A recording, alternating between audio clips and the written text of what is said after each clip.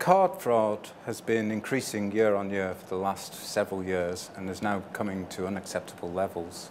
The number of attacks and the amount of losses associated with attacks has been increasing over the years. Recently we had the well-publicized attack at TJX, which resulted in between 40 and 50 million credit card details being lost in a single attack.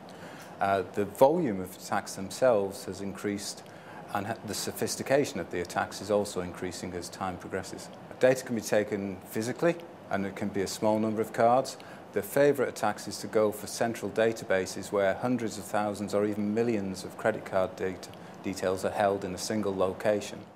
When an attacker comes in and takes data, what they're interested in is what's known as cardholder data, which is effectively the 16-digit number on the front of a credit or debit card, the account name, the expiry date.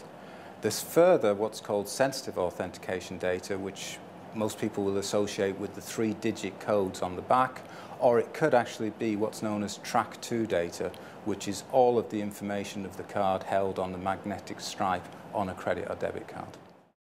The number of fraudsters is increasing, and actually the sophistication of the fraudsters is increasing. Perhaps 5-6 years ago, people broke into networks and environments in order to prove that they could, and it was almost like a badge of honor that they'd actually been able to break in. Now what we're seeing is organized crime is much more involved, and there are deliberate attempts to access card holder data and use that fraudulently. Consequently, the number of attacks and the value of the losses has increased. In relation to that, the 5 card schemes, Visa, MasterCard, American Express, JCB and Discover, introduced what they called the Payment Card Industry Data Security Standard, which was a security standard to effectively provide a baseline of security for all merchants who take credit and debit card payments.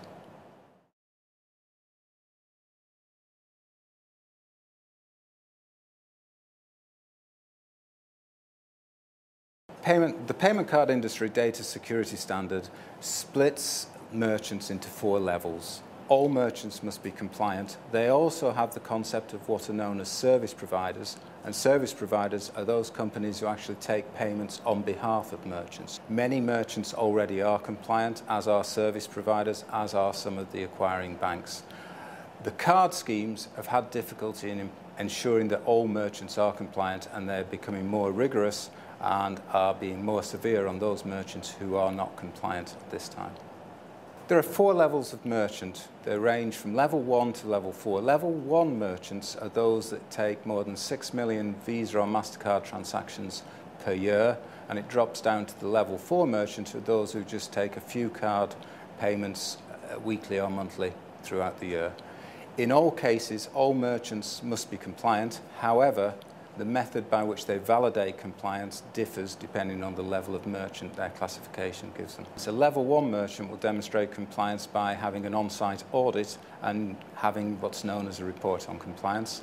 Level 2s to level 4 merchants have to complete an annual self-assessment questionnaire, and all merchants must also do what's known as quarterly vulnerability scanning to ensure that externally they are secure from any external threats. All merchants must be compliant. If a merchant isn't compliant and suffers a loss of data, then they are liable for any losses associated with that breach. And losses can include the reissuance of any compromised cards. It can also include fines, which are imposed by the card schemes. And it can also cover the costs of any forensic work which is required. If a merchant is compliant to the scheme, then they gain what's known as safe harbor, and safe harbor means that they are secured and safe from any fines or losses. Although merchants are beginning to work towards compliance, very many merchants are not compliant at this time, and this is why the card schemes are now starting to impose deadlines on the merchants whereby compliance is required. Otherwise, the threat is that they will begin to fine those merchants who are non-compliant.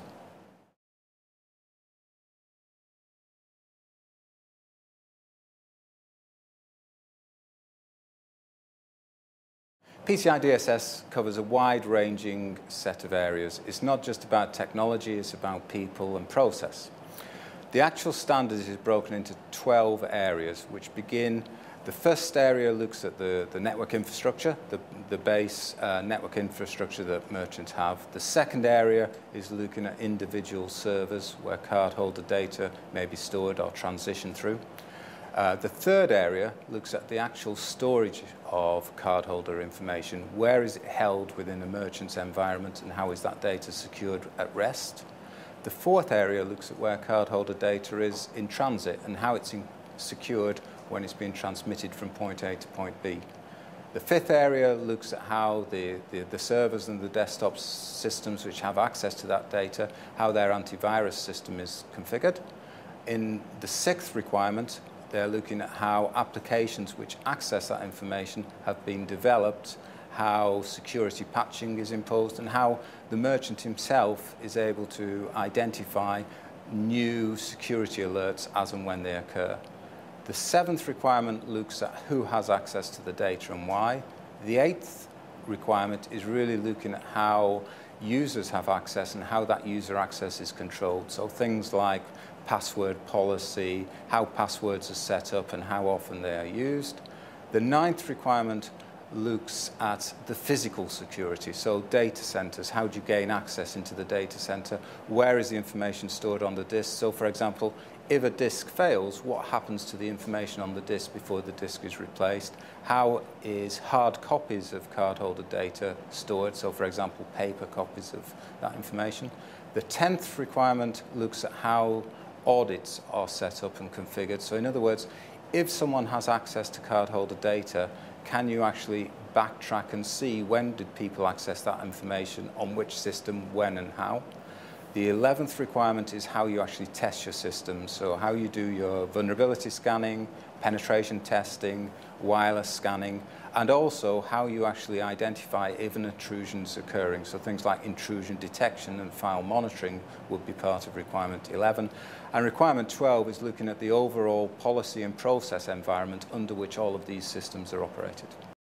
For the smaller merchants who only handle a small number of card transactions and only use a subset of the systems, what has happened with the introduction of the new self-assessment questionnaire is rather than one questionnaire, there are 4, which are A to D. Only for the larger merchants would they be asked to complete questionnaire D, which covers all 12 areas in depth. For a smaller merchant who's maybe only just got a paper-based type of environment taking transactions, they would complete a questionnaire A, which has a much smaller set of controls to be completed. Most level 1 merchants are now required to be compliant by the middle of 2008. Other merchants at levels 2 to 4 are being given individual dates for compliance, which tend to be in 2008 as well. The card schemes are not willing to really permit merchants to be non-compliant outside beyond the end of 2008.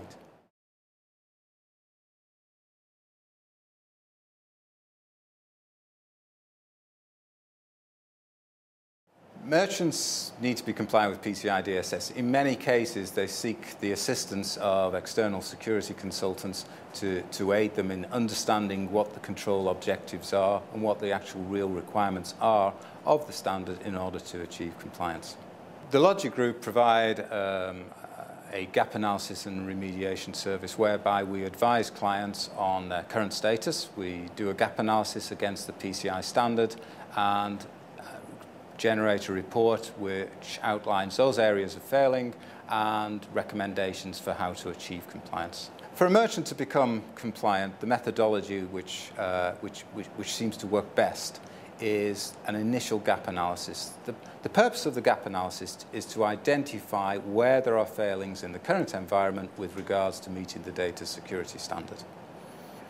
The methodology should, first of all, look at how cardholder data enters the merchant's environment. And by that, what we mean is we're looking for, maybe it's chip and pin devices in a retail store, maybe it's mail order forms sent in, maybe it's telephone orders which are recorded over the phone, maybe it's an internet website, or maybe it's just forms where people complete and send in particular request forms which contain cardholder data. All of those environments would be classed as being within scope of the security standard. Once the entry points are identified, then a merchant should have cardholder data flows which map the flow of cardholder data through their environment, identifying all the locations where that cardholder data is static until it goes to the acquiring bank. Most merchants find that the timelines for gap analysis and remediation work are far in excess of what they've initially budgeted for.